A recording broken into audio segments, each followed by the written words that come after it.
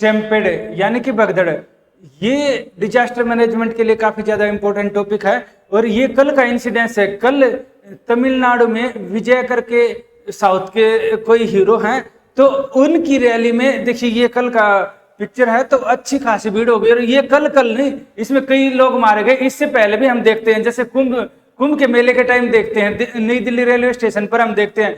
इसके अलावा हम ये देखते हैं कि ये है आईपीएल में हमने देखा था। इसके अलावा हम देखते हैं हाथरस केस देखते हैं, जगह जगह इस तरह की घटनाएं होती हैं।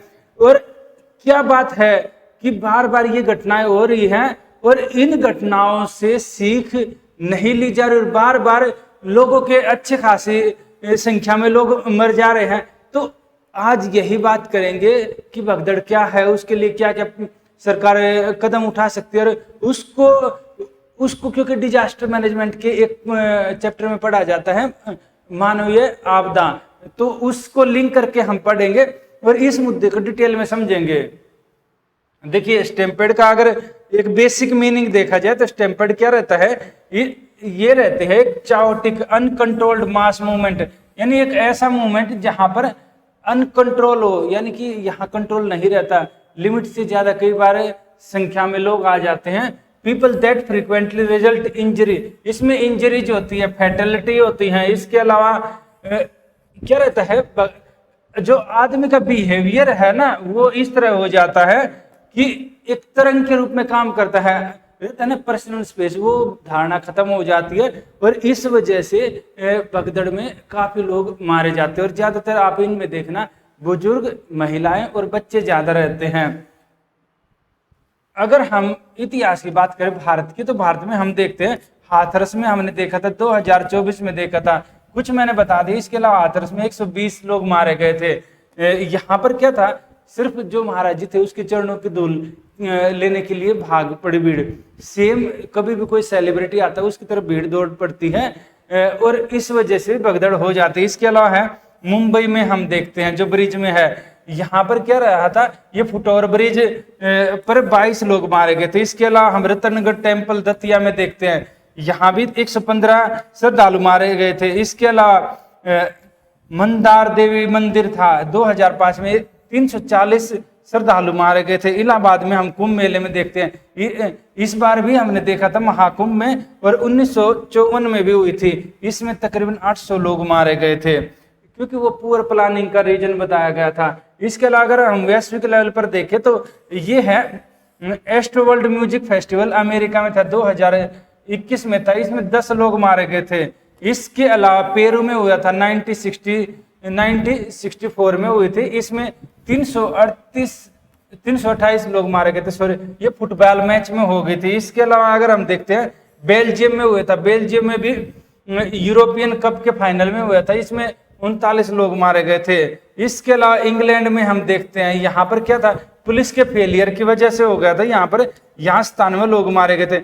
हज में हो गया था, सऊदी अरब में हो गया था, हज यात्रा के दौरान 2015 में हुआ था, तकरीबन 2300 लोग मारे गए थे। यानी अगर हम देखें ना, ये इंडिया और संसार में इस तरह की चीजें होती है। पर इंडिया में क्या रहता है, इंडिया में काफी अलग तरह का नेचर रहता है।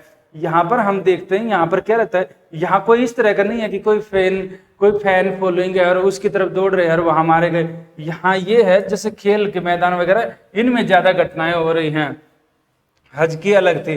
तो इसके जो कॉमन रीजन है, एक तो है जैसे इंफ्रास्ट्रक्चर लेवल पर अवसंरचना उस तरह की नहीं बनाई जाती, प्लानिंग पहले नहीं करते हैं। तो इसमें क्या रहेगा, इसमें रहेगा ओवर क्राउडिंग होता है, यानी कि समय जितनी भीड़ आनी चाहिए उससे ज्यादा भीड़ आ जाती है। कई बार आपने रैलियों में भी देखा है ना, मात्रा से ज्यादा लोग आ जाते हैं। श्रद्धालुओं में देखा है कि लिमिट से ज्यादा आ जाते हैं, तो वहां पर इस तरह की घटनाएं होती हैं।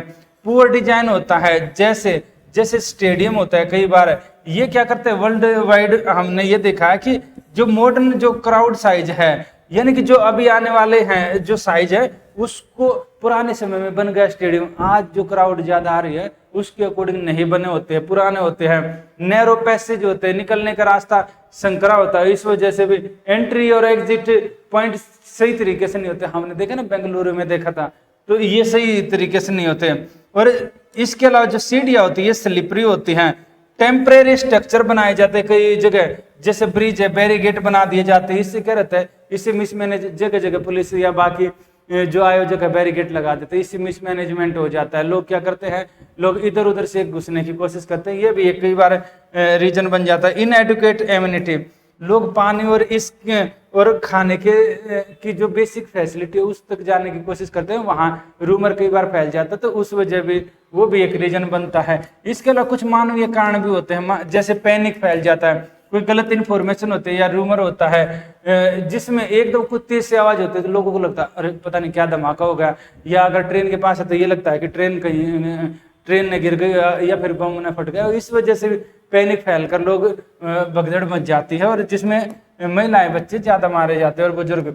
इसके अलावा क्रेज, वो एक्साइटमेंट होता है, वही है ना कि फेवर प्राप्त करने के लिए, जैसे हाथरस में भी हुआ था, अभी साउथ में भी हम देखेंगे तो इसी तरह का था। वहाँ पेड़ पर बैठे हुए थे साउथ में, और पेड़ की टहनी टूट गई और नीचे के लोग दब गए, और इस वजह से पैनिक हो गया वहाँ पर, इससे और ज्यादा लोग मारे गए। इसके अलावा है मोब की मेंटलिटी। मोब क्या करती है ना, वो पर्सनल स्पेस की धारणा छोड़ देती है और इम्पल्स के रूप में काम करते हैं। पर्सनल स्पेस यानी कि ठीक है अपना, यानी सोचने समझने की क्षमता छोड़कर जिधर देखा सब भाग रहे थे उधर ही भागना शुरू कर दिया।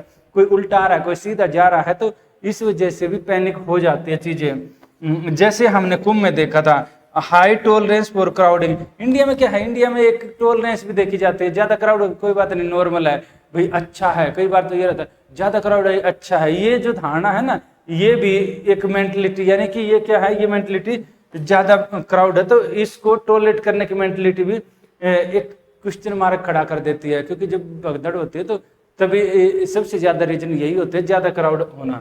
इसके अलावा कुछ मैनेजमेंट लेवल पर भी इशू होता है, कोऑर्डिनेशन ठीक तरह से नहीं दिखाई देता, कम्युनिकेशन और कोऑर्डिनेशन सही तरीके से नहीं होता, जो गलत इन्फॉर्मेशन होती है उसका सही तरीके से लोगों तक सूचनाएं नहीं पहुंचाई जाती, गलत इन्फॉर्मेशन की वजह से भी भगदड़ हो जाती है।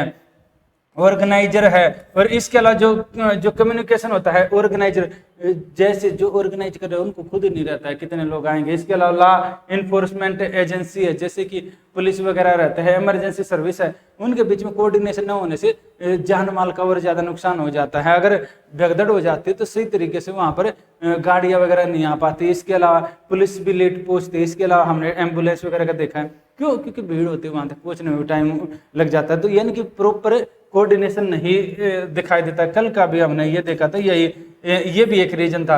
इनसफिशिएंट सिक्योरिटी होती है, सिक्योरिटी प्रॉपर नहीं होती, और जो लोग होते हैं ना वो प्रॉपरली ट्रेन नहीं होते, ठीक है, उनको किसी को भी ऑर्गेनाइजर बना दिया जाता है और उनमें किसी को भी शामिल कर दिया जाता है। लेक ऑफ अकाउंटेबिलिटी, यहाँ पर जब भी इस तरह के इंसिडेंट्स बार बार ये इसलिए हो रहे हैं क्योंकि किसी को अकाउंटेबल नहीं ठहराया जाता। यहाँ पर क्या रहता है, लूप होल है कानून में, तो उसमें क्या रहता है, उसका फायदा ऑर्गेनाइजर और इसके अलावा जो एजेंसी है वो उठा ले जाती है, और किसी के ऊपर जिम्मेदारी नहीं तो फिर दोबारा यही घटना होती है।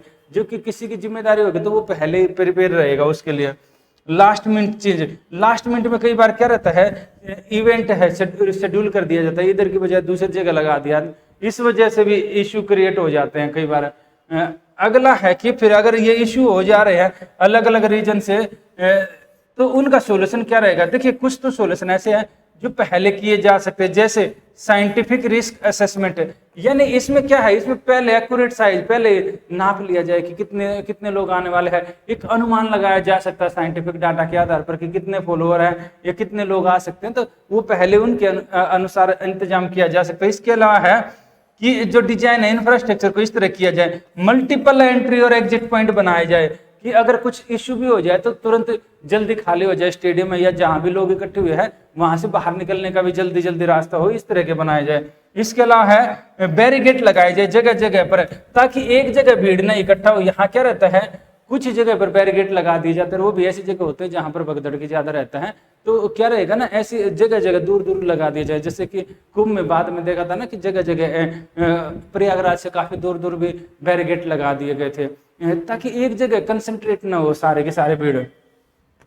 टेम्परेरी जो है अरेंजमेंट ये पहले से किए जाए, फायर के हैं, और इसके अलावा जो फर्स्ट एड वगैरह के ना ये प्रॉपर इंतजाम क्राउड के अनुसार किए जाए। प्री रजिस्ट्रेशन किया जा सकता है, जैसे कि हज में है ना, हाजी पिलीग्राम का प्री रजिस्ट्रेशन कर दिया जाता है। तो इस तरह भी किए जा सकते हैं ताकि लिमिट से ज्यादा लोगों का रजिस्ट्रेशन ही न किया जाए, ताकि भीड़ अनकंट्रोल ना हो। अगला है वो तो पहले के, इसके अलावा टेक्नोलॉजिकल चीजों को यूज किया जा सकता है, जैसे एआई को है, सीसीटीवी कैमरे है, थर्मल इमेजिंग और ड्रोन का यूज किया जा सकता है, ताकि ये पता लगता रहे भीड़ किधर बढ़ रही है, किधर कम हो रही है। तो और बार बार अनाउंसमेंट होती रहे कि कैसे उनको भीड़ को कम किया जाए और प्रॉपर इंफॉर्मेशन सब तक जाते रहे। इसके अलावा कम्युनिकेशन है, लोगों को प्रॉपर एड्रेस किया जाए, यही है। इसके अलावा है staggered entry and exit control flow, यानी कि जगह जगह पर एंट्री एग्जिट पॉइंट हो, वही पॉइंट है ये। अगला अगर हम देखते तो इमरजेंसी प्रिपेयर्डनेस के लिए लोगों को पहले से ट्रेनिंग दी जाए, जो वहां पर जो आयोजन में है उनको पहले पता होना चाहिए कि अगर इमरजेंसी होगी तो इनको कहाँ से निकालना है लोगों को, और किस तरह उनका अगर कुछ इंसिडेंस हो भी गया तो एकदम तुरंत एम्बुलेंस की लाने के लिए क्या करना चाहिए, सारी चीजों को उनके लिए बेसिक उनको जानकारी होनी चाहिए। इमरजेंसी सर्विस को रेगुलर इनको क्या किया जाए, इनको प्रॉपर यहाँ पर प्रॉपर इनको अलर्ट पर रखा जाए। जब इस तरह का बड़ा आयोजन हो तो यहाँ पर क्लियर प्रोटोकॉल हो कि ये रहे कि कैजुअलिटी प्रोसीजर है जिसमें कि क्या करना है क्या नहीं करना, क्लियर हो। ये नहीं है कि वहाँ पता ही नहीं लग रहा, सब जा रहे तो सब बस देख ही रहे हैं, ऐसा नहीं होना चाहिए। क्लियर प्रोटोकॉल हो, अगर जिसकी गेट पर ड्यूटी है तो उसका क्लियर प्रोटोकॉल, अगर कोई अंदर काम कर रहा है तो उसका क्लियर प्रोटोकॉल हो, हर किसी को पता हो कि उसको क्या करना है ये। इसके अलावा लॉन्ग टर्म सॉल्यूशन में है कानून इस तरह बनाए जाए और उनका इस तरह इन्फॉर्मेंट किया जाए कि ज़्यादा से ज़्यादा एक लिमिट से ज़्यादा क्राउड एक जगह इकट्ठी ना हो। एक इस तरह का लगा दिया जा सकता है कि बोटल नेक बोलते हैं ना, कि भाई एक लिमिट से ज़्यादा, इतने से ज़्यादा संख्या में एक इस ग्राउंड में या इस जगह इकट्ठे नहीं होंगे, ये किया जा सकता है। Stabilise clear line accountability clear होनी चाहिए ऑर्गेनाइजर और अथॉरिटी की। जिसने भी गलत किया है उसको जवाबदेह ठहरा कर उसको सजा देनी चाहिए, ये किया जा सकता है। लोगों में जागरूकता फैलाई जाए कि इस तरह का है, उनके बिहेवियर को लेकर भी जागरूकता फैलाई जा सकती है कि अगर भीड़ में जा रहे हैं तो इस तरह का इंसिडेंस पैनिक बेवजह ना हो, और जो वहां पर अथॉरिटी हैं जो बोल रही हैं उनकी बात ध्यान से सुने। इन अगर सोल्यूशन को अगर हम इम्प्लीमेंट करते हैं तो जो बार बार ये भीड़ की घटनाएं हो रही हैं ये कम होंगी, और भीड़ की घटनाओं की वजह से जो डेथ हो रही है ये नंबर कम से कम होगा। और अगर इनको अच्छे से अप्लाई किया जाएगा तो ये बार बार इस तरह का इशू नहीं आएगा।